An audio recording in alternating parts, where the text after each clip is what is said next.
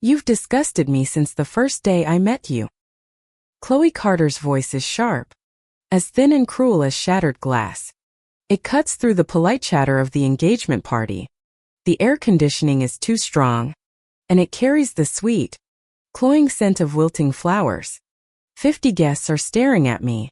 Some have their mouths open, frozen in disbelief. Others look away, suddenly fascinated by their dinner plates or the pattern on the carpet. I am sitting at the head table, my dark green dress a stark contrast to the brilliant white tablecloth. My hands are resting on the linen. They do not tremble. Chloe is standing, her champagne flute held tight in her manicured fingers.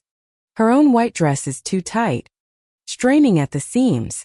My son, Ethan, stands beside her, chewing on a shrimp. He doesn't look up from his plate. I can't take this situation anymore, Chloe announces, her voice growing louder.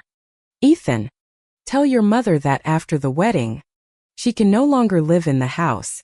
It makes my skin crawl to see her shuffling around in those worn-out slippers every single day. Whispers erupt around the room. Mrs. Gable, my neighbor for 30 years, looks at me with pity in her eyes. Mr. Rossi, the butcher from down the street, clenches his fists. But no one says a word. No one defends me. Look at her, Chloe continues, pointing a finger at me. Sitting there like a statue. That's what she does. Every single day in that house. Walking the halls like a ghost. Clattering pans at 5 in the morning. Ethan finally lifts his head. His face is flushed. He takes a large gulp of red wine and dabs his lips with a napkin. Chloe, please, he says, his voice barely a whisper. Not here. Why not here? Chloe laughs. A harsh, ugly sound. Everyone already knows. Everyone knows your mother is a burden on us. A 67-year-old woman who doesn't know how to do anything but bake casseroles and watch her soap operas. I feel a heat creep up my neck. My cheeks are burning. But I say nothing. I don't move. I just smile. A small, almost imperceptible smile. Because they don't know what I know. They don't know what I've been preparing for the last 3 months. The DJ, a young man I'd spoken to last week, catches my eye from across the room. I give him the slightest nod. He knows exactly what to do. Ladies and gentlemen, the DJ says, his voice booming through the microphone. The mother of the groom has prepared a very special surprise for the happy couple. A gift they will never forget. Chloe looks at me, confused. Her malicious smile slowly fades. Ethan stops chewing, his mouth hanging open. Everyone turns to the giant screen mounted on the main wall of the ballroom. The lights dim. The murmuring stops completely. Keep smiling. Because after 67 years of life, after 40 years of marriage, after 35 years of being a mother, my moment has finally arrived. The screen hums to life. And then, slowly, the video that will change everything forever begins to play. My vengeance, you see, didn't begin tonight. It began 5 years ago. With a promise. It started the year my husband, Theodore, died of a heart attack. Ethan was 30 then. He was living in his own apartment downtown, working at his godfather's hardware store.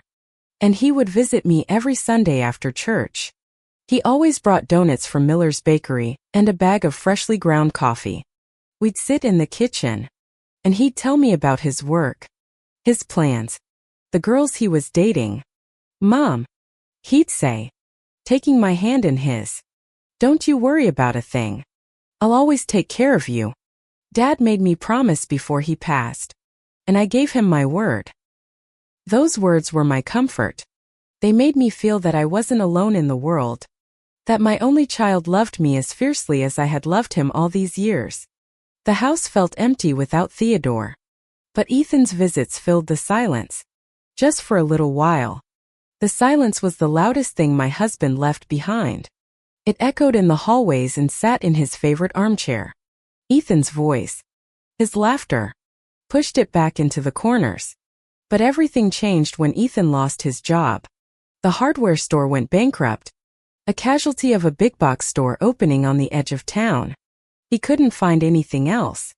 He had bank debt, student loans he'd never quite paid off. He had to give up his apartment. One night, he showed up at my door with 2 worn suitcases and red-rimmed eyes. "Just for a few months, Mom?" he asked, his voice thick with shame. "Just until I can get back on my feet." I said yes. I said yes. He was my son, my only family. The house was big, filled with the ghosts of his father's memories. I thought having him here would be a comfort for both of us. The first few months were peaceful. Ethan looked for work during the day. At night, we'd watch old movies together on the television. I'd cook his favorite meal, spot roast, shepherd's pie, my Sunday roast chicken. He helped me with the heavy groceries and mowed the lawn without being asked. Felt like things were going to be okay. Felt like we were a team again. The way we were when he was just a boy and Theodore worked late.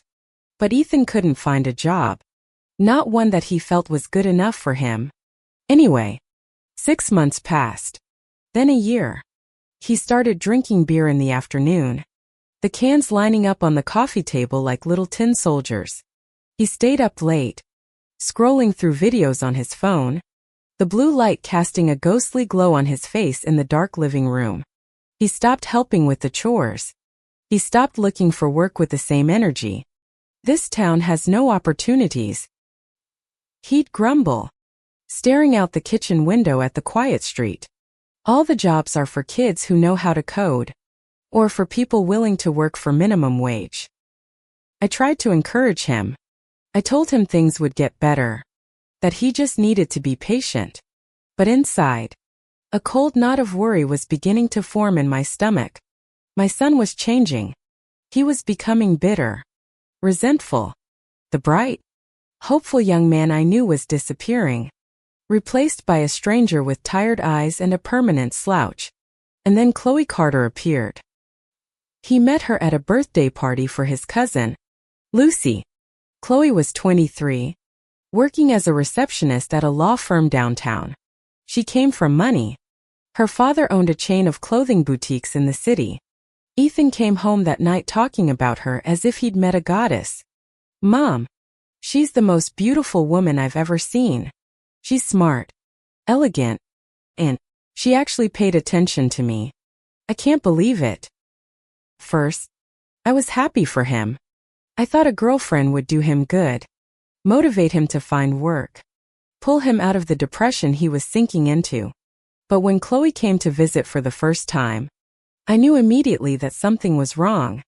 She arrived in an expensive dress and high heels that clicked sharply against my hardwood floors. She looked around my home as if it were a dusty museum. She sat on the edge of the sofa without letting her back touch the cushions, as if she were afraid of getting dirty. "Mrs. Van," she said, her smile perfectly polished but utterly fake.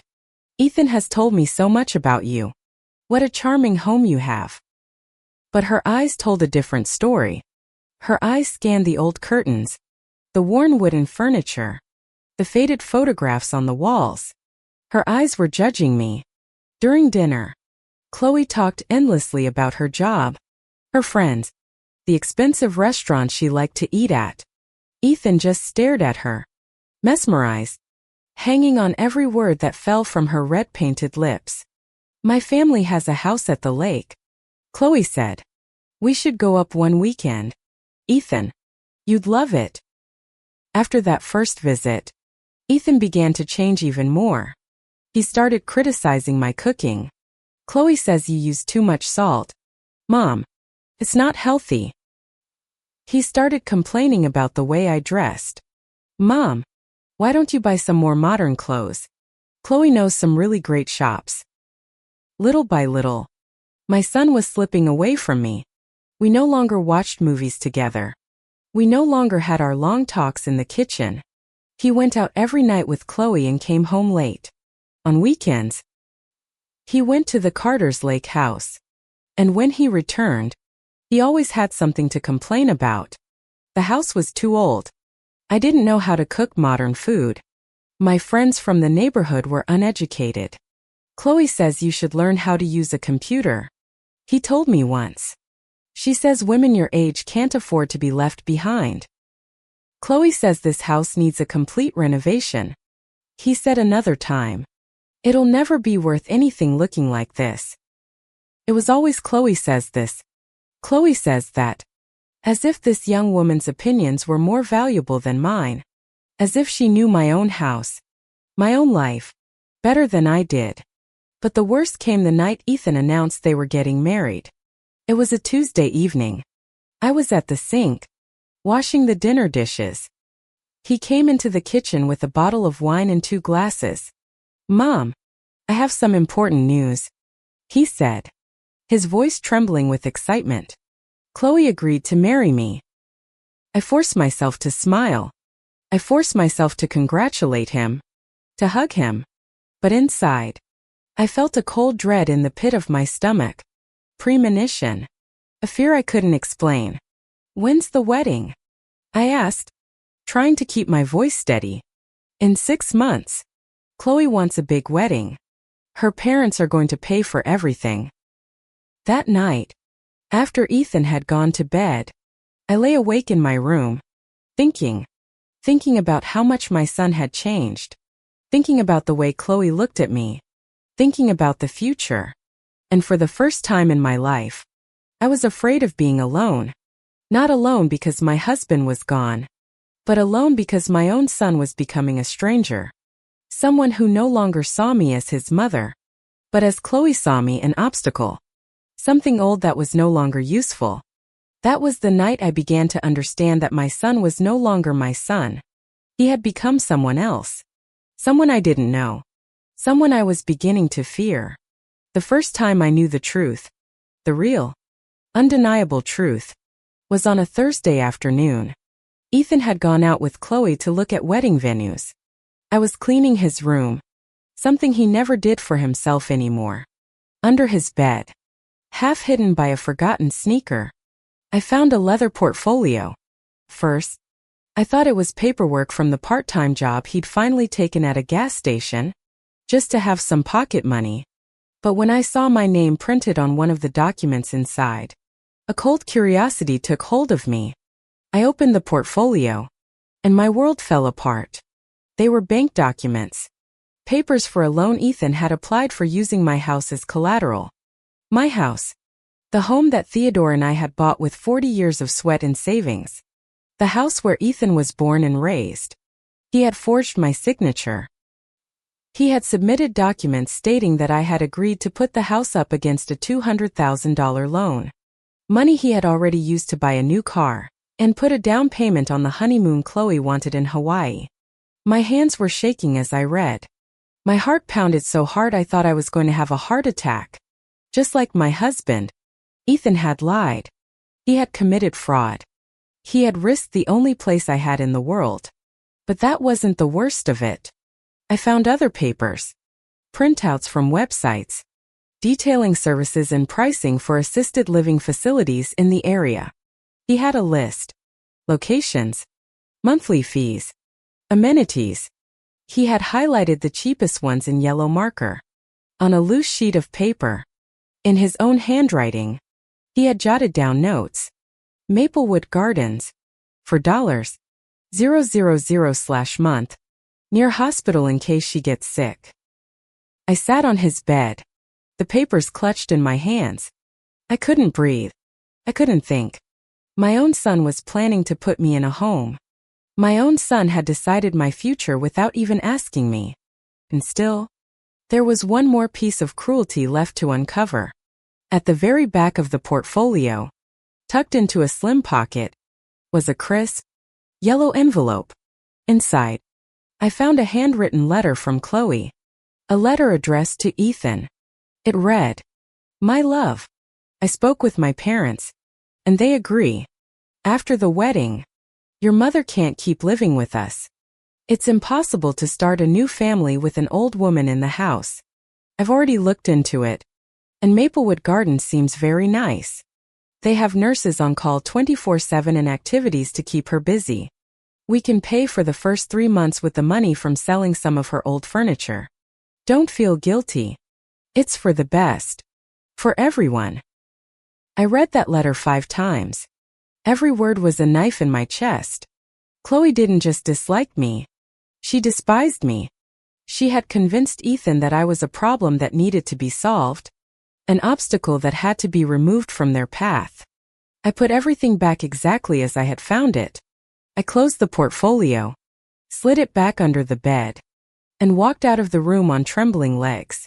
I went to the kitchen and sat at the table, drinking a glass of water, my hand shaking so violently that the glass rattled against my teeth.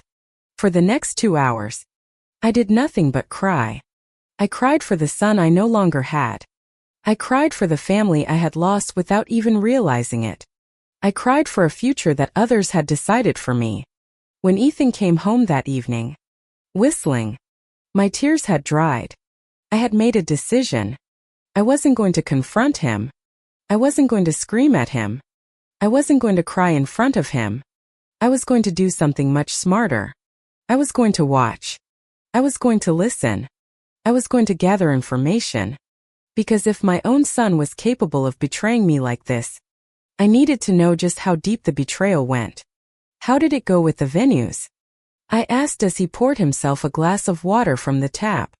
Great. Mom. Chloe found a beautiful one. A bit expensive. But her parents are helping out. He lied with such ease. He smiled as he lied to me, as if I were a fool who wouldn't notice a thing. That's wonderful. I said. You both deserve the best. That night, after Ethan was asleep, I began my own investigation. I went through all the papers on my desk. I looked for the deed to the house, my husband's life insurance policy, my bank statements. I realized that Ethan had been going through my things for months. Some papers were in different places. Others had the faint crease marks of having been photocopied. Then I found something that chilled me to the bone. He had left his phone on the kitchen table, unlocked. An app was open. An app for recording conversations. There were files with dates from the last 3 months. Recordings of our conversations. I put in my old earphones and listened to one. It was a chat we'd had the week before about my savings. I had told him I had a small nest egg tucked away for emergencies.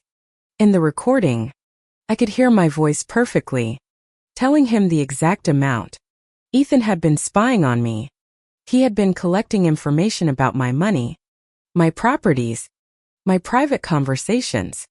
That night, sitting in the darkness of my kitchen, I understood that the situation was far worse than I had imagined. They didn't just want to get rid of me. They were planning to rob me. They were documenting everything to build a case that I was a senile old woman who couldn't manage her own affairs. For the first time in my 67 years, I felt true terror. Terror of my own son. Terror of ending up on the street. Terror of dying alone and abandoned in a home while they lived in my house with my money. But alongside the terror, something else stirred within me. Something I had never felt before. Rage. Cold. Calculating. Intelligent rage. A rage that didn't ask me to scream or cry. A rage that demanded a plan. If Ethan and Chloe wanted to play dirty, I would teach them how to really play dirty. If they thought they could manipulate a foolish old woman, they were about to discover they had picked the wrong one. That night, while they slept peacefully, believing they had everything under control, I began to plan my counterattack. They didn't know that 40 years of marriage had taught me to be very observant. They didn't know that I had raised a son and, therefore, knew every form of manipulation.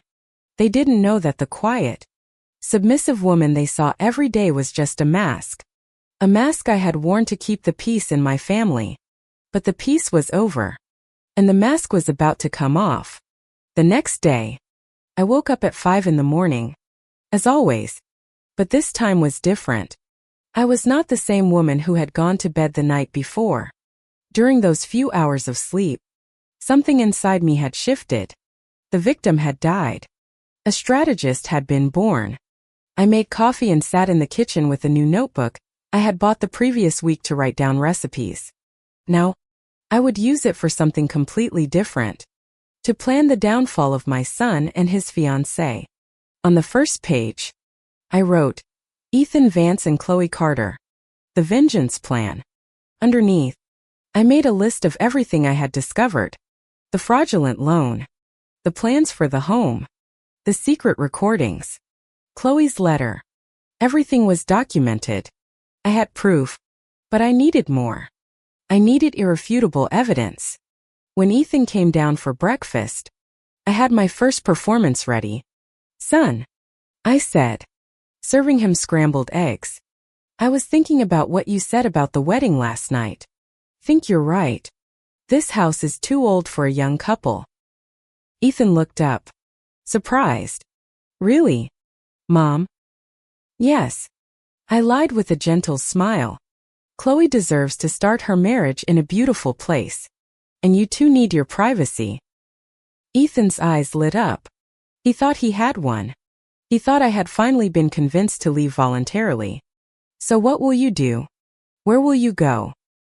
Well, I said, pretending to think. I've been looking at some options.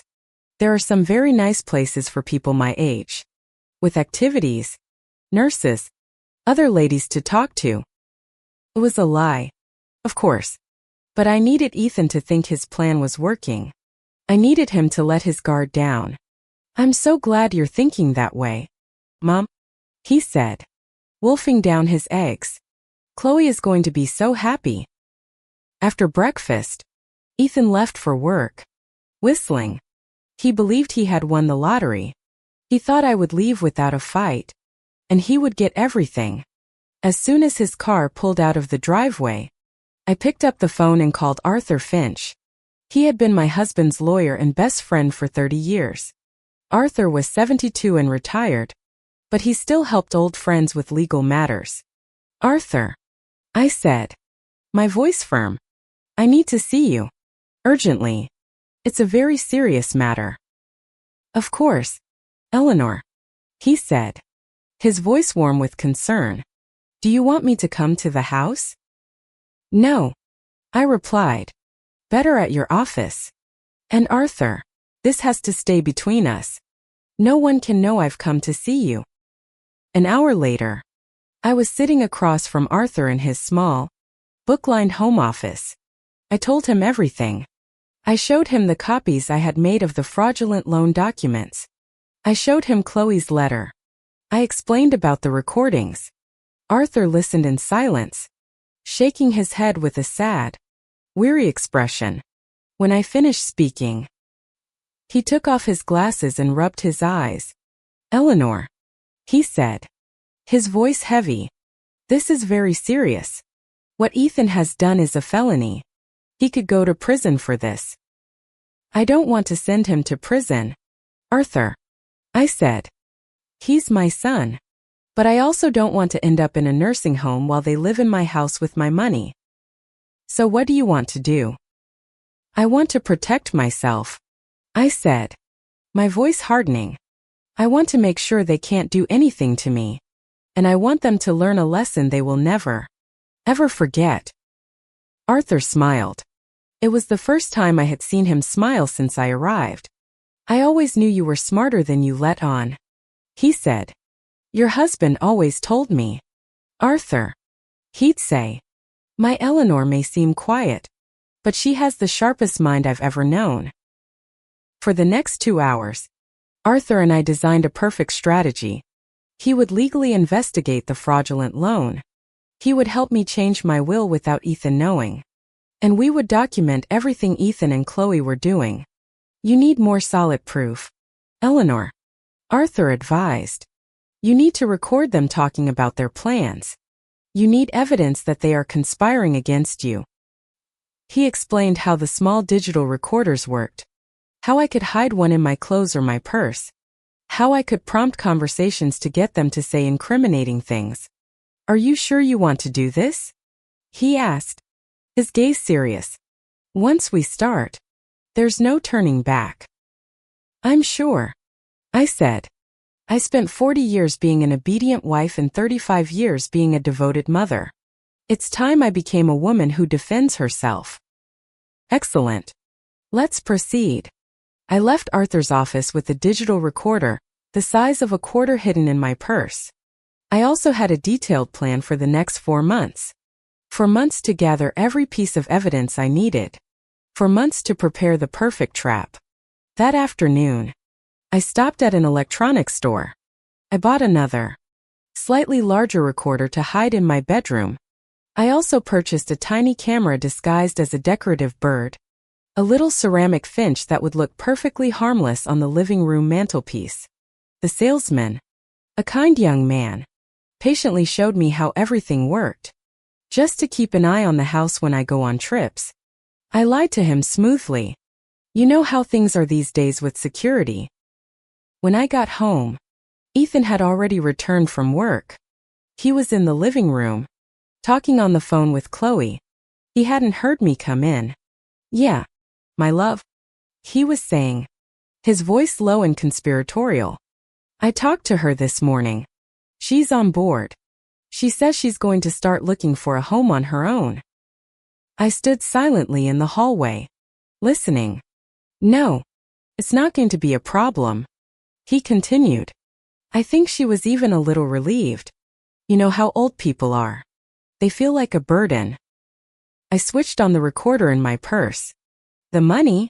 Don't worry about it. As soon as she's gone, we'll sell off some of the old furniture. And we'll have enough for the first few months. Then, we'll see about cashing out my dad's life insurance policy. It's in her name. But Arthur can probably help us figure something out. Every word was a stab in the heart. But now, every stab was being recorded. Every lie was being documented. I love you, Chloe. Soon, it'll just be us. And everything will be perfect. When he hung up, I walked into the living room with a smile. Was that Chloe? Yeah, Mom, he said, turning around. His own smile wide and guileless. I was just telling her that you've decided to look for a place. She's really happy for you. That's good. I lied. Do you have a date for the wedding yet? We're thinking February. Chloe wants a spring wedding. How lovely, I said, my voice sweet as honey. I'll start looking at those homes tomorrow. I want to have everything settled by then. Ethan hugged me. You're the best mom in the world, he whispered into my hair. Chloe was right. She said you were smart enough to make the right decision. As he held me, I thought about everything I had just recorded, about everything I was going to record in the coming months, about the surprise I had in store for them. That hug didn't feel like love. Felt like the cold, final embrace of a predator closing in on its prey. But he had it all wrong. He wasn't the predator. He was the one walking into the trap. That night, after dinner, I went to my room early. I placed the larger recorder under my bed and set it to record all night. I wanted to hear if Ethan and Chloe talked when they thought I was asleep. The next morning, when I reviewed the recording, I discovered they had. At around 11 o'clock, Chloe had come over. They had been in Ethan's room for 2 hours, planning my future. Have you found out how much the house is worth? Chloe's voice was crisp and clear. My Uncle Charlie says at least $500,000. Ethan replied. It's in a good neighborhood. Perfect. With that, we can pay for the big wedding I want. And there will still be enough left over to renovate everything. And what if your mom changes her mind? She won't, Ethan said with confidence. Old ladies like her always end up doing what they're told. Besides, she already signed the loan papers. Even if she wanted to, she can't back out now.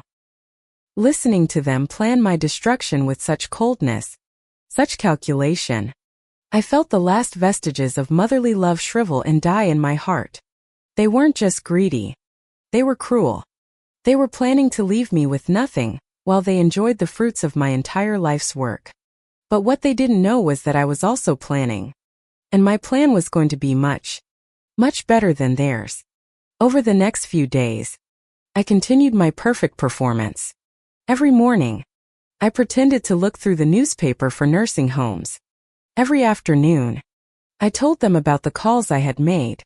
And every night, I listened to their secret conversations and recorded everything. The quiet woman had awakened, and she was ready for war. For the next 3 months, I became the best actress in the world. Each day, I perfected my role as the resigned old woman who had accepted her fate. Meanwhile, I gathered evidence like a professional detective. The recordings piled up. Ethan and Chloe talked every night about their plans, about how they were going to remodel my house, about the furniture they were going to sell, about the money they were going to get from my husband's life insurance. After the wedding, we're changing all the locks, Chloe said one night, her voice captured perfectly by the recorder under my bed. So your mom can't come back, even if she has a change of heart. And if she comes to get her things, we'll give her 1 hour to take the basics. We'll sell or throw out the rest. After all, she won't need much in a nursing home. Arthur helped me change my will without Ethan knowing. Now, all my money and properties would be donated to a local children's home. Ethan would not inherit a single cent. Are you sure, Eleanor? Arthur asked me when I signed the new documents in his office. He's your only son. My son died a long time ago, I replied, my hand steady. The man living in my house is a stranger who wants to rob me. We also investigated the fraudulent loan. Arthur hired a private investigator, a discreet man named Mr. Jones, who confirmed that Ethan had forged my signature. The investigator got a sworn statement from a bank teller who remembered Ethan coming in alone with the paperwork. Seeming nervous, we had enough evidence to send him to prison for at least 5 years. But I didn't want legal justice. I wanted poetic justice. The idea for the video came to me one evening in November. Ethan and Chloe were watching a reality show about weddings on TV. They were commenting on the ceremonies they wanted to have. My dream is to have a wedding that no one ever forgets, Chloe said with a sigh. I want people to talk about it for years. At that moment, I knew exactly what I was going to do. I was going to give Chloe the wedding she would never forget. But not for the reasons she expected. The next day, I called Arthur and explained my plan. I want you to hire someone who can edit the recordings into a video, I said. I want you to take all the conversations where they talk about putting me in a home, selling the house, taking my money. What for? Arthur asked, a note of curiosity in his voice. To show everyone, I said. At their engagement party. Arthur was silent for a moment. Then he chuckled.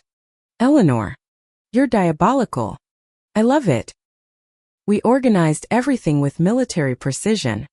The video editor was a young man who worked with Arthur on divorce cases. He knew how to combine audio with images to create impactful presentations. Mrs. Vance, he said when I explained what I wanted, this is going to be a nuclear bomb. The video was perfect. It was 15 minutes long. It started with photos of Ethan as a child, with me and his father. Soft, sentimental music played in the background. It looked like a normal tribute. But then, the recordings would start. Ethan's voice saying I was a burden. Chloe's voice explaining how they were going to get rid of me. The plans for the nursing home. The conversations about selling my furniture all documented. All with dates and times. All in their own voices. The video ended with a single sentence appearing on the screen in large, bold letters so you know who Ethan Vance and Chloe Carter really are. Meanwhile, I continued to pretend I was looking for nursing homes. Once a week, I would leave the house with my purse and come back with brochures from different facilities. Ethan and Chloe thought I was making arrangements to leave. Have you decided which home you like best? Ethan would ask me, trying to sound concerned.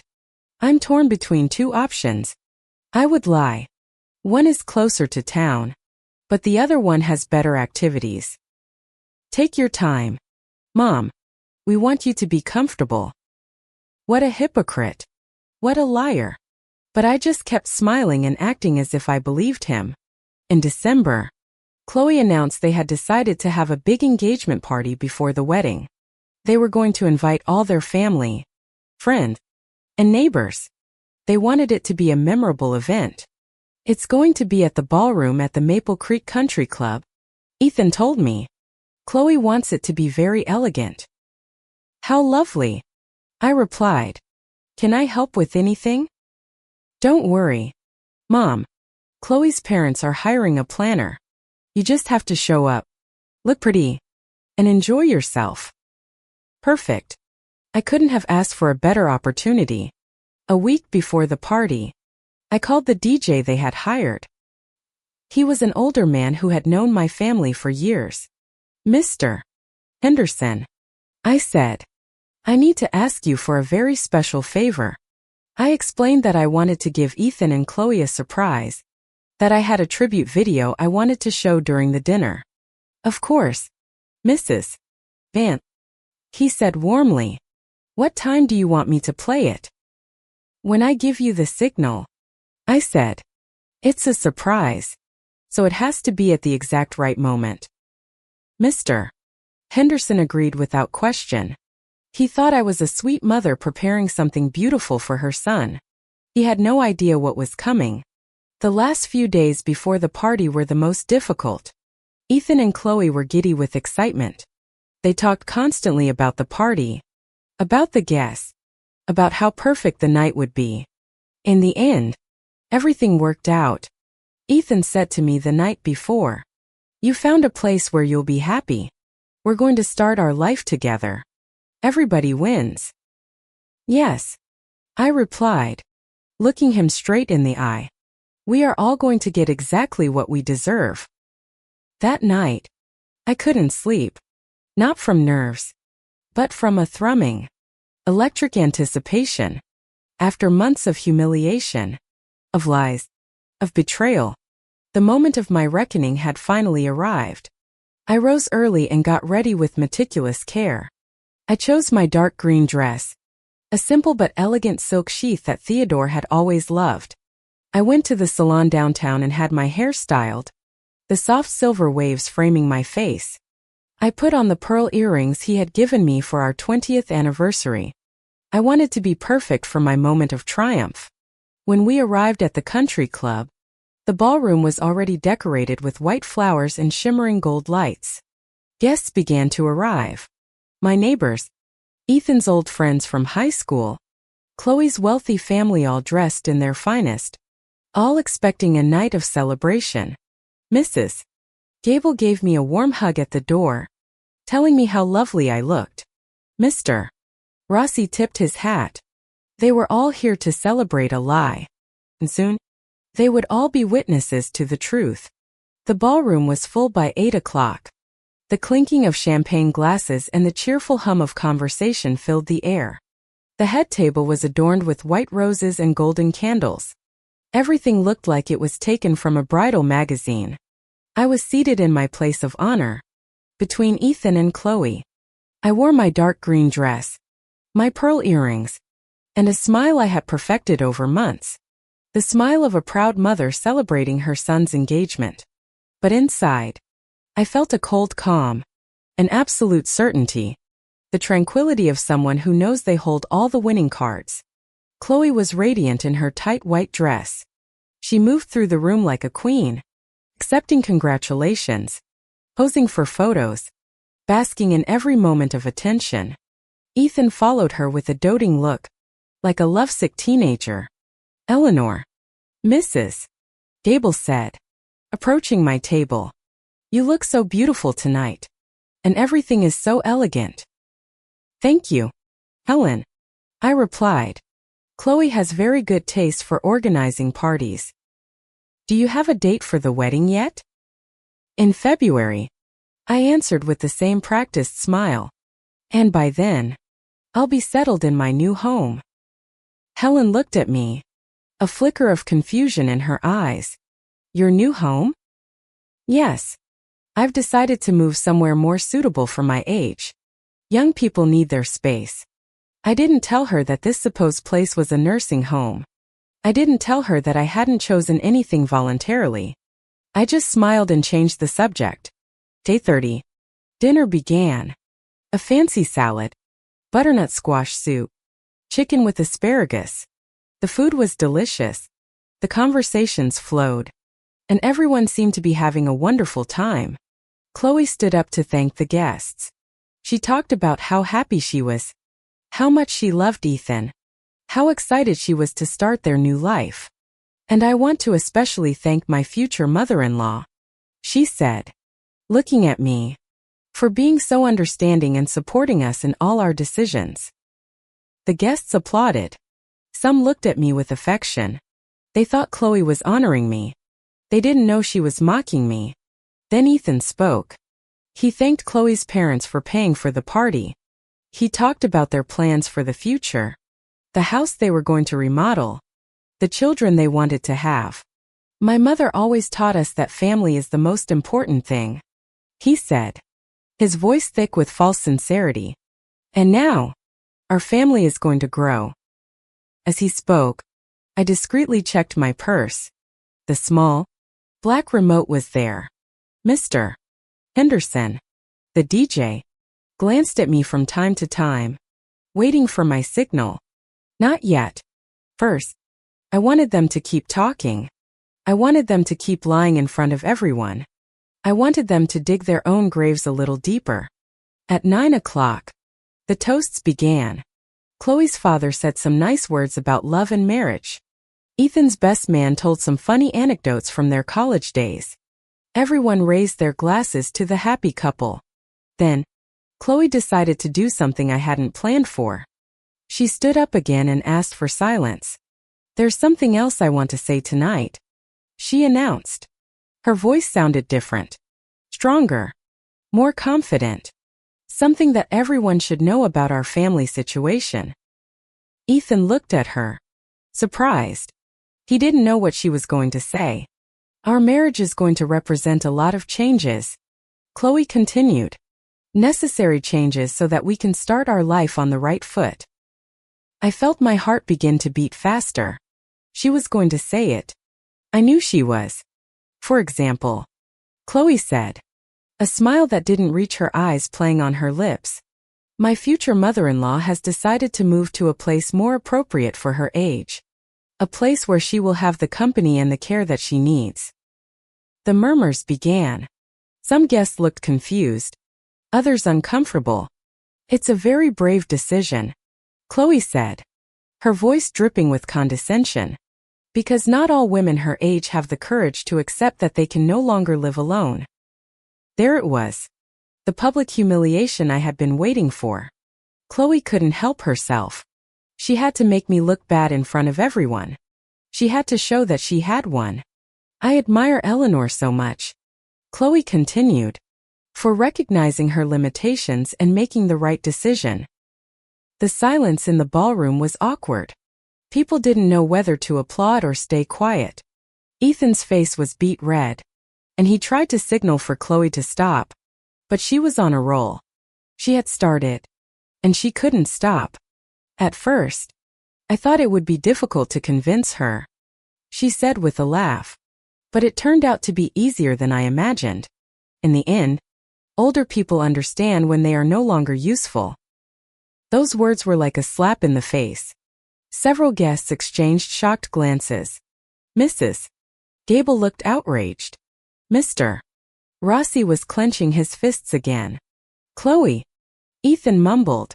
Please. What? Chloe said, turning to him. I'm just telling the truth. Your mother has served her purpose. She raised her son. She was a wife. Now it's her turn to step aside so that the new generations can thrive. The venom in her voice was impossible to hide. She was no longer pretending to be sweet. She was no longer acting like the perfect daughter-in-law. She was showing her true face in front of everyone. And that was exactly the moment I had been waiting for. I stood up slowly. All eyes turned to me. Chloe fell silent, waiting for my reaction, waiting for me to cry, to break, to run out in humiliation. But instead, I smiled. A wide, genuine smile, full of satisfaction. "Chloe," I said, my voice clear and strong, resonating through the silent room. "You're right about one thing. This is going to be an unforgettable night." I took the small remote out of my purse. I looked at Mr. Henderson and gave him the nod. "Ladies and gentlemen," Mr. Henderson announced, picking up the microphone, "the mother of the groom has prepared a very special surprise. A tribute video for the future bride and groom." The lights dimmed. The giant screen lit up. Chloe looked at me, confused. Ethan frowned. And then, my revenge began. The screen showed photos of Ethan as a child. A soft, gentle melody played in the background. Everything seemed normal. A typical tribute from a proud mother. The guests smiled tenderly, watching the images of my son playing in the park, blowing out birthday candles, graduating from high school. Chloe relaxed in her chair. Ethan smiled with relief, thinking it was just a sentimental video. The guests murmured affectionate comments about how cute my son had been as a child. But then the music changed. It became more dramatic, more ominous. The family photos disappeared and were replaced by images of documents, bank papers, contracts, forged signatures. "What is this?" Ethan murmured, his smile vanishing. On the screen, text appeared in large, bold letters. "The real plans of Ethan Vance and Chloe Carter." The ballroom fell into absolute silence. Chloe turned pale. Ethan tried to stand up, but I placed my hand on his arm. "Sit down, son," I said in a calm, quiet voice. "This is just beginning." The first recording began to play. Ethan's voice, clear and distinct, echoed through the ballroom. "My mother is getting old. Her mind isn't sharp anymore.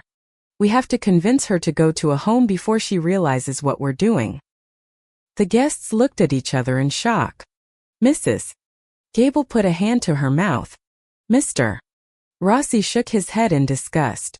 "This isn't real," Chloe shouted, her voice shrill. "It's a lie. It's fake." But then the second recording started. Chloe's voice, cool and calculating. "Old ladies like her always end up doing what they're told. Besides, she already signed the loan papers. Even if she wanted to, she can't back out now." The silence was sepulchral. 50 people stared at the screen with their mouths open, listening to how my son and his fiancée had planned to rob me and abandon me. "Turn that off," Ethan yelled, trying to stand up again. "Let it finish," I said. "After all, you always wanted an unforgettable party." The third recording was devastating.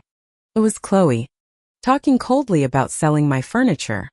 "We'll give her 1 hour to take the basics. We'll sell or throw out the rest. After all, she won't need much in a nursing home." Several guests began to get up from their seats. Some looked indignant. Others simply wanted to leave. But no one could take their eyes off the screen. "This is illegal," Chloe screamed. "You can't record private conversations." "Private conversations?" I replied without losing my composure. "In my own house? Planning to rob me in my own living room?" The video continued.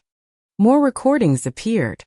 Ethan talking about how he forged my signature on the bank loan. Chloe calculating how much money they would get from selling the house. The two of them laughing about how easy it had been to fool me. After the wedding, "We're changing all the locks." Chloe's voice was heard saying on the recording. "So your mother can't come back, even if she has a change of heart." Chloe's father stood up from his table. His face was red with shame. "Chloe, what is the meaning of this?" "Dad, don't believe it.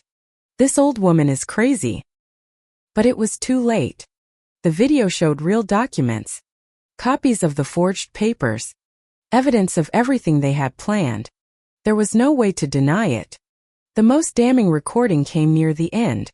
It was Ethan and Chloe, Their voices hushed in the late-night quiet of my home, discussing my husband's life insurance policy. As soon as she's in the home, Ethan's voice said, "We'll see about cashing out my dad's life insurance policy. It's in her name, but that money should be ours." "Enough!" Ethan roared, slamming his fist on the table. The glasses jumped, and a splash of red wine stained the white cloth like a drop of blood. "Enough!" But I wasn't going to stop. Not after months of humiliation. Not after they had planned to steal everything I had worked for over 40 years. "There's still more," I said calmly. On the screen, photos appeared of the brochures for the nursing homes that Ethan had been reviewing. Documents where he had calculated the costs. Notes written in his own hand about how they were going to get rid of me. Maplewood Gardens. For $000/month. Near hospital in case she gets sick. The text appeared on the screen. A direct quote from his notes. The murmurs in the ballroom turned into exclamations of outrage. Several people started shouting at Ethan and Chloe. Others stood up and left without saying a word. Their faces masks of disgust. "You're monsters." "Mrs. Gable yelled, her voice trembling with rage. "How dare you treat your own mother like that? You should be in jail." "Mr. Rossi added, pointing a thick finger at my son. Chloe desperately tried to explain. "You're misinterpreting everything. We only wanted what was best for her." "What was best for me?" I finally stood up. My voice, when I spoke, was clear and strong, and it carried to every corner of the room. Stealing my house was what was best for me? Forging my signature was what was best for me? Planning to put me in a home against my will was what was best for me? Ethan had tears in his eyes, but they were not tears of remorse. They were tears of anger at being caught. "Mom, please," he mumbled, his voice breaking. "We can talk about this in private." "No," I shouted, the word exploding from a place deep inside me. "No more private conversations. No more lies. For months, you have treated me like a fool who didn't notice anything. For months, you have plotted and schemed behind my back. In my own home, eating my food, while smiling to my face." The video reached its end. On the screen, the final words appeared in enormous letters. "This is the true story of Ethan Vance and Chloe Carter. So that everyone knows who they really are." The silence that followed was absolute. No one knew what to say. No one knew where to look. Chloe broke the silence with a hysterical shriek. "This is all the revenge of a bitter old woman who can't accept that her son doesn't need her anymore." Those words were her final mistake. Because they confirmed everything the guests had just heard in the recordings. They confirmed that it was all true. "Chloe," I said, looking her directly in the eye. "You're right about one thing. I am an old woman. But I am not a fool. And I am definitely not a victim." I walked to the microphone that Mr. Henderson had left on a nearby table. It was time for my final speech. "Ladies and gentlemen," I said, my voice steady, "I am sorry you had to witness this. But it was necessary for everyone to know the truth." The few remaining guests looked at me with a mixture of pity and admiration. "For months," I continued, my gaze sweeping across the stunned faces of Chloe's parents, "I pretended to be the foolish mother who let herself be manipulated. But in reality, I was gathering evidence, documenting everything, preparing for this moment. I turned my eyes to my son, because no one, and I repeat, no one, has the right to decide my future without my consent. No one has the right to steal from me, and no one has the right to treat me like I am garbage." My vengeance was complete, but the final blow was yet to come. The ballroom was in total silence. The few remaining guests were looking at me with a mixture of shock and respect. Ethan had his head in his hands. Chloe was sobbing with rage, her mascara running down her face, staining her white dress. But I hadn't finished. The video had only been the first act. The true final blow was about to be delivered. Arthur, I said, looking towards a table in the back. Could you join me? Please. Arthur Finch rose slowly. He had been watching everything from his seat, waiting for my signal. In his hands, he carried a black leather briefcase that contained the most important documents of my life. Ladies and gentlemen, I said, taking the microphone again, I would like to introduce you to Mr. Arthur Finch, my lawyer, and the lawyer of my late husband for 30 years. Ethan's head snapped up. Lawyer? What do you need a lawyer for? Mom? To protect myself from thieves, I answered, without taking my eyes off him. Arthur, please, explain to everyone what we have discovered.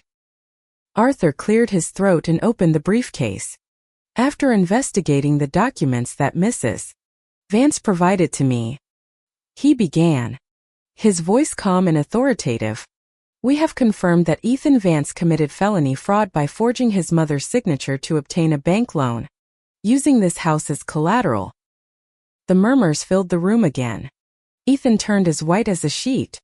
The loan amount is $200,000. Arthur continued. Money that Mr. Vance has used to purchase an automobile and for personal expenses, including the down payment for a honeymoon in Hawaii. That's not true, Ethan yelled, finding his voice. Mom gave me permission. Permission? Arthur smiled coldly. Do you have any document that proves this permission? Any paper signed by your mother authorizing the loan? Ethan was silent. He had nothing because he had never asked for my permission. Furthermore, Arthur continued, we have evidence that Mr. Vance was planning to commit his mother to an assisted living facility against her will, and to appropriate her assets. This constitutes attempted financial fraud and elder abuse. Chloe finally found her voice. You can't prove any of that. Can't we? Arthur took a small digital device from his pocket. All the conversations you heard in the video were recorded in this house over the past 3 months. We have over 20 hours of recordings where you specifically plan how to rob and abandon Mrs. Vance. The silence was sepulchral. Every word from Arthur fell like a hammer blow. But that's not all. I interjected. Arthur, show them the new will. Arthur took out an official document with seals and signatures. Mrs. Vance modified her last will and testament 2 months ago. Ethan Vance is no longer the heir to anything. Ethan stood up as if he had been shot. You can't do that. I'm your only son. You were my only son. I corrected him. Now you are just a stranger living illegally in my house. Where does it all go? Then, Chloe asked, her voice broken. All my inheritance, I said with deep satisfaction. My savings, my house, my life insurance policies. Everything will be donated to the St. Maria's Home for Children. Children who actually need help. Not greedy adults who want to rob their own mother. Ethan staggered. He held on to the back of a chair to keep from falling. Mom, please. We can fix this. We can talk. Talk? I laughed bitterly. Like we talked when you forged my signature? Like we talked when you were planning to put me in a home? Like we talked when you were calculating how much money you would make from my death? Arthur held up another document. We also have an eviction notice. Mr. Vance has 24 hours to vacate his mother's property. That's illegal. Chloe screamed. You can't just kick him out like that. Illegal? Arthur looked at her with contempt. Like forging documents? Like planning to rob an elderly woman? Like conspiring to commit fraud? I walked over to Ethan and looked him directly in the eyes. My son. The baby I had held in my arms. The boy I had raised with so much love. The man who had betrayed all of that for money. Ethan, I said, my voice quiet. For 35 years, I gave you everything. My love, my time, my energy, my money. I sacrificed my own life to give you the best possible life." Tears were streaming down his cheeks, but it was too late for tears. "And you repaid me by planning to steal everything from me and abandon me in a home as if I were trash. As if the years I dedicated to raising you meant nothing." "Mom, don't." I interrupted him. "You no longer have the right to call me Mom. Mothers are for sons who respect them. You are just a thief who happened to come from my womb." I turned to Chloe, who was still crying in her chair. "And you, Chloe Carter, you who told me I disgusted you from the first day. You who planned to get rid of me as if I were a piece of old furniture." I leaned in closer. "Now it is you who disgusts me. Not for your face or the way you dress. You disgust me because of your rotten soul. Because of your heart full of malice."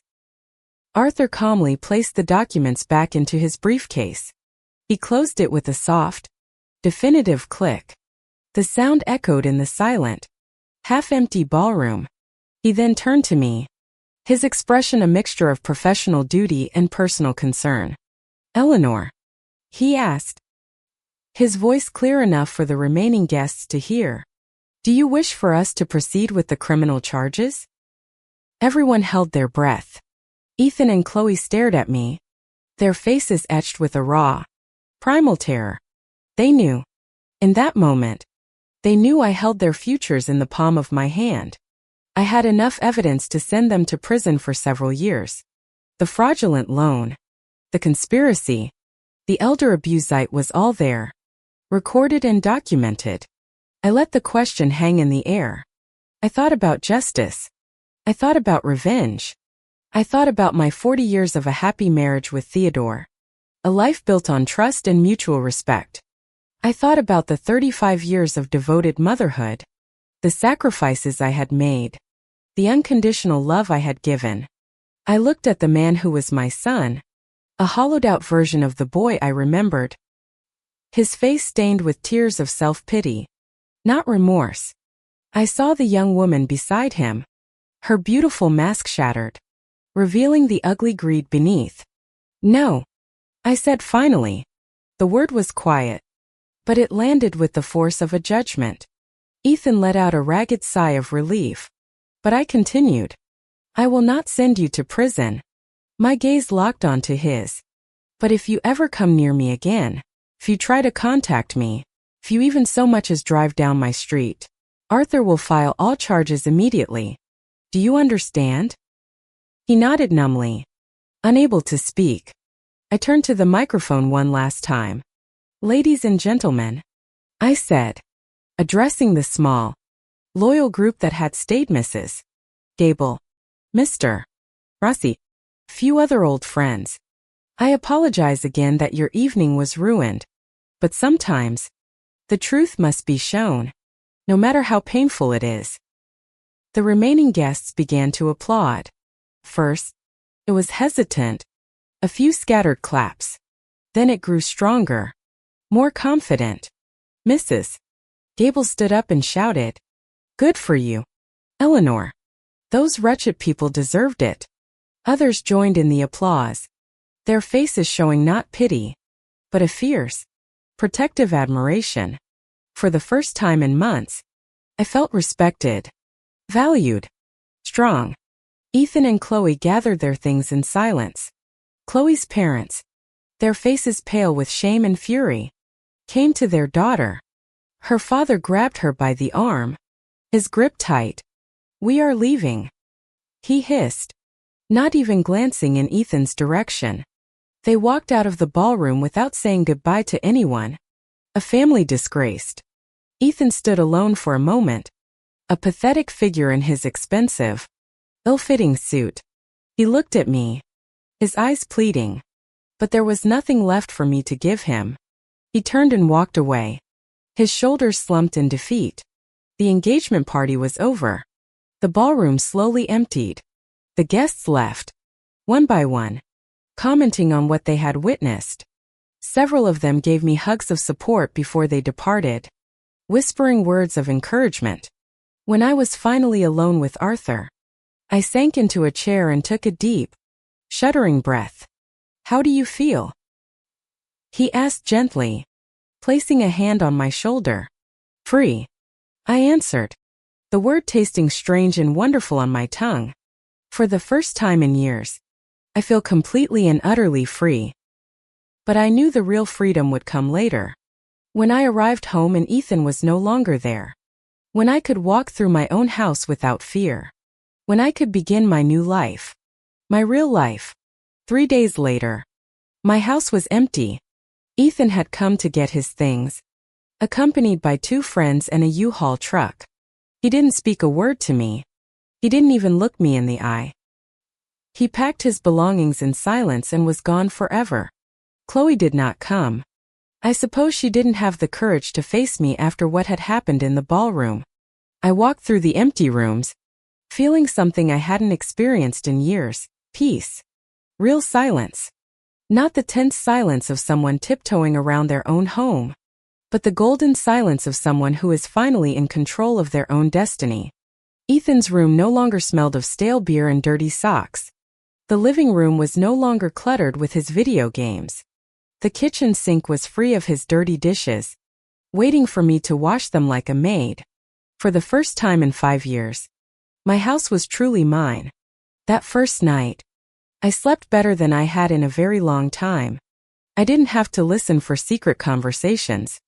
I didn't have to pretend I was asleep while my future was being plotted against. I didn't have to act like a foolish old woman who understood nothing. The next day, my new life truly began. Arthur helped me nullify the fraudulent loan. The bank, when presented with the overwhelming evidence of forgery and fraud, decided not to press legal charges against Ethan to avoid a public scandal.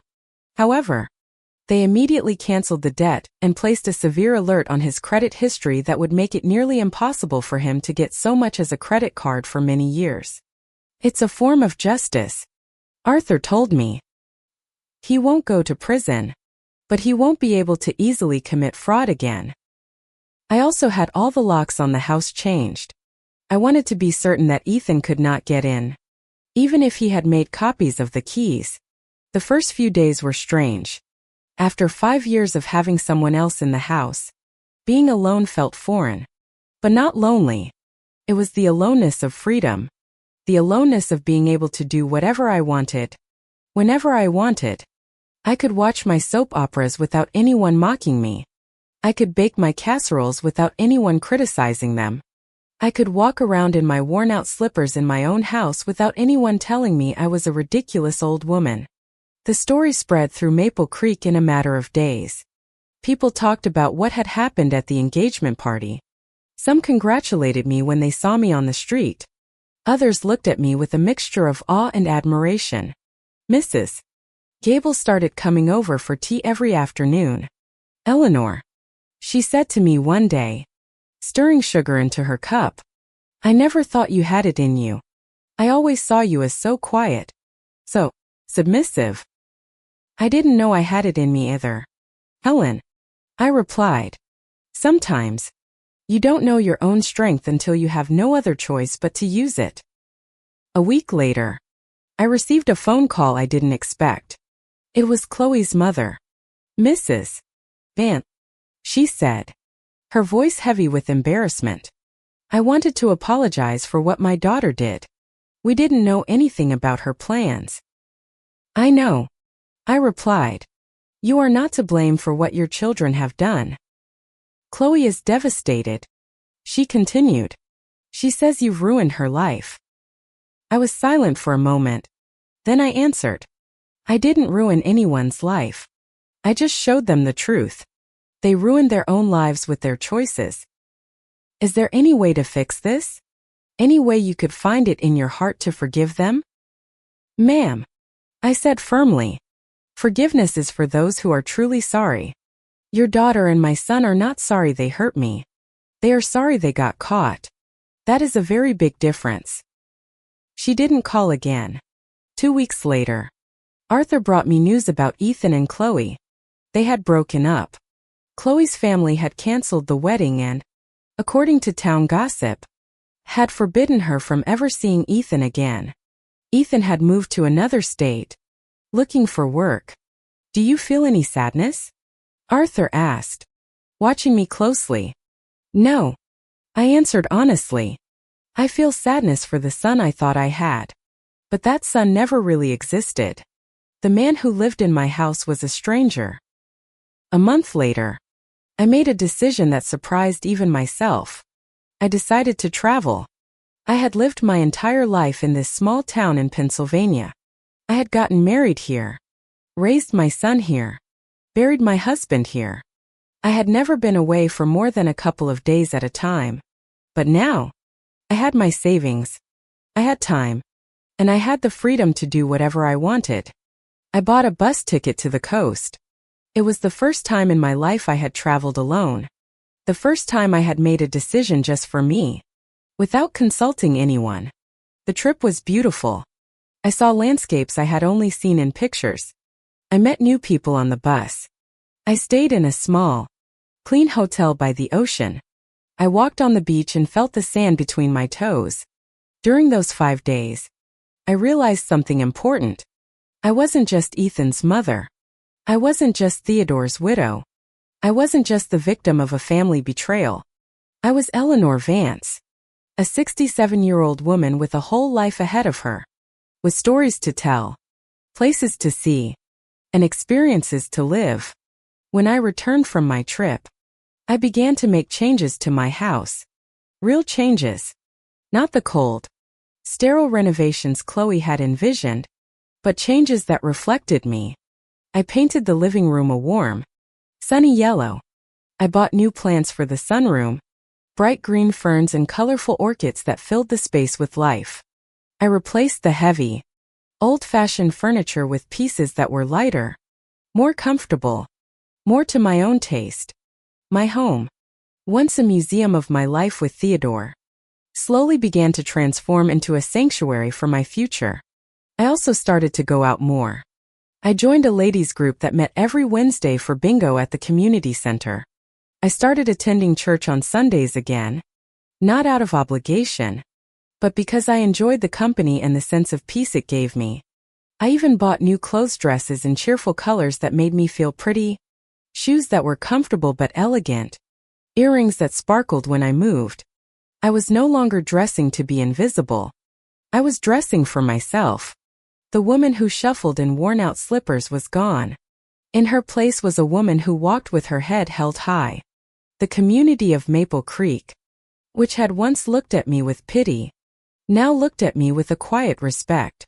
They had all been there that night. They had seen the quiet Eleanor Vance rise from the ashes of betrayal and reclaim her life with a grace and strength that no one had expected. I was no longer just Ethan's mother or Theodore's widow. I was Eleanor. And that was enough. 6 months after the engagement party, I was sitting in my garden, sipping my morning coffee and enjoying the scent of my blooming roses, when the mailman delivered a certified letter. It was from a law firm in a neighboring state. Inside was a letter from Ethan. A long, rambling letter filled with apologies, excuses, and pleas for forgiveness. He wrote that he had made a terrible mistake, that he had been lost and weak, that Chloe had manipulated him. He begged me to forgive him, to give him another chance, to let him come home. I read the letter twice. Then I folded it neatly and placed it in a drawer in my bedside table. I didn't answer it. Not because I was cruel, not because I was incapable of forgiveness, but because I had learned something fundamental. Forgiveness does not mean reopening a wound. Forgiveness does not mean allowing someone to hurt you again. I could forgive Ethan in my heart. I could hope that he would find happiness and become a better person. But that did not mean I had to let him back into my life. Some doors, once closed, must remain closed forever. The trust he had shattered could never be pieced back together. He had made his choice, and now he had to live with the consequences, just as I was living with mine. That evening, as I sat in my renovated living room, surrounded by the colors and comforts I had chosen for myself, I reflected on everything that had happened, on the woman I had been, and the woman I had become. I had lost a son, but I had gained something far more valuable, my dignity. I had lost a family, but I had regained something more important, my freedom. I had lost the illusion of being loved unconditionally, but I had discovered something more powerful, the ability to love myself. I got up and looked at myself in the large mirror above the fireplace. I saw a 67-year-old woman with silver hair, with lines of experience around her eyes, and with something new in her gaze. Strength, determination, peace. My name is Eleanor Vance. I said aloud to my reflection, and my story is just beginning. For the first time in decades, those words didn't fill me with fear. They filled me with hope, because at 67, I had learned the most important lesson of my life. It is never too late to defend your dignity. It is never too late to start over. And it is never, ever too late to choose to be free. The following spring, a year after that fateful night, I made another big decision. I put my house up for sale. It was a beautiful home, filled with memories, but it was too big for one person. The memories, once comforting, now felt like anchors to a past I was ready to leave behind. Arthur handled the sale, and it sold quickly to a young family with 2 small children. Seeing them run through the yard, their laughter echoing where Ethan's once had, didn't make me sad. Felt right. It felt like the house was ready for a new chapter, just like I was.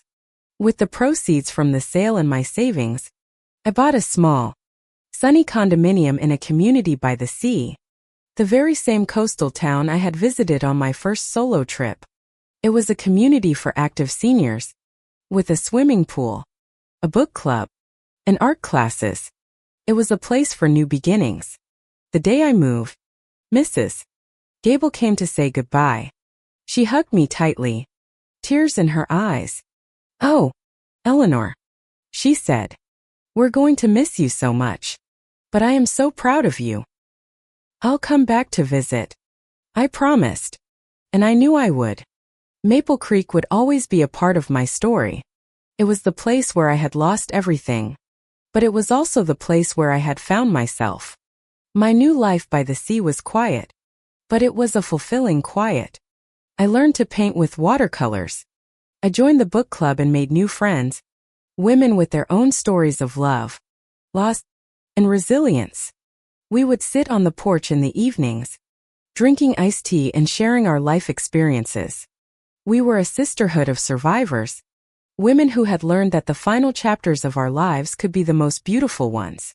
One afternoon, a new resident moved into the condo next to mine.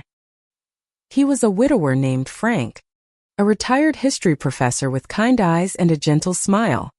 He brought me a potted geranium as a welcome gift. We started talking, first about gardening, then about books, then about our lives. He told me about his late wife, and I told him about Theodore. I even told him, in a condensed version, about Ethan. He listened without judgment, his gaze filled with empathy.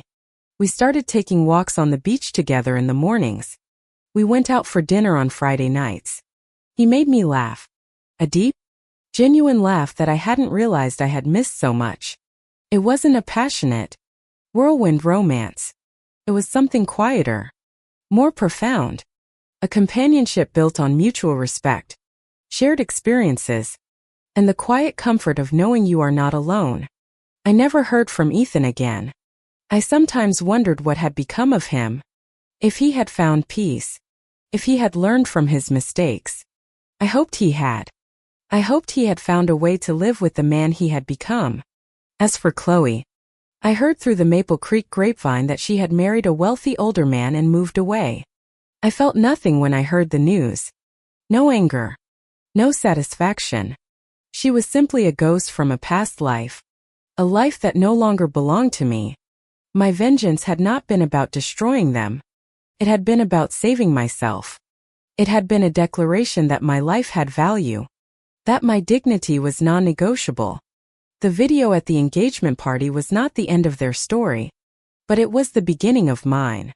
One evening, Frank and I were sitting on my balcony, watching the sun dip below the horizon, painting the sky in shades of orange and pink. The ocean breeze was gentle, carrying the salty scent of the sea. You seem very content, Eleanor, Frank said, his hand gently covering mine where it rested on the railing. I looked out at the endless expanse of the ocean. I thought about the woman I had been just a few years ago, a quiet widow, living in the shadows of her past, slowly fading away in her own home. I thought about the fear, the betrayal, the cold rage that had awakened me. And I thought about the journey that had brought me here, to this moment of profound peace. I said, my voice soft but sure. It took me a long time to get here. I had to walk through fire. But I did. He squeezed my hand. The fire didn't destroy you. It forged you. He was right. The pain I had endured had not broken me. It had reshaped me. It had burned away the parts of me that were defined by others, the obedient wife, the sacrificing mother. And in their place, it had left something stronger, something purer. It had left me. My life was not a grand adventure.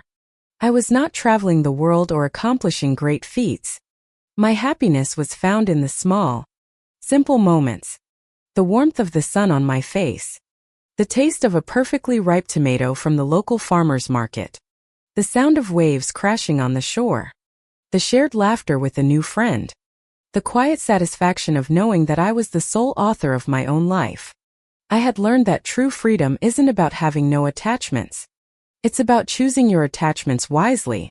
It's about surrounding yourself with people who value you, who respect you, and who see the strength in your soul. I thought about the letter from Ethan, still tucked away in a box in my closet. I had made my peace with it. My forgiveness was in my letting go. My forgiveness was in the life I was building for myself. A life so full of light that it left no room for the shadows of the past. He had tried to write the final chapter of my story, to confine me to a sad ending in a lonely room. But he had failed. I had taken the pen back into my own hands. As the last sliver of sun disappeared, casting a golden glow across the water, I felt a wave of gratitude wash over me. I was grateful for the 40 years I had with Theodore. I was grateful for the lessons my son had taught me, however harsh they were. I was grateful for Arthur's loyalty, for Mrs. Gable's friendship, for Frank's gentle companionship. And most of all, I was grateful for the woman in the mirror, the woman who had found the courage to fight back, to heal, and to begin again. What are you thinking about? Frank asked softly. I turned to him and smiled. A real, genuine smile that reached my eyes. I'm thinking, I said, that it's a beautiful evening for a new beginning. My name is Eleanor Vance. I am 69 years old, and my story, the one that I am writing for myself, is filled with quiet joy, unexpected friendships, and the endless possibility of the sunrise over the ocean. It is a story of a woman who learned that her worth was not defined by her role as a wife or a mother, but by the strength of her own spirit. It is a story that proves it is never too late to become the hero of your own life. And every single day, I am grateful for the chance to live it.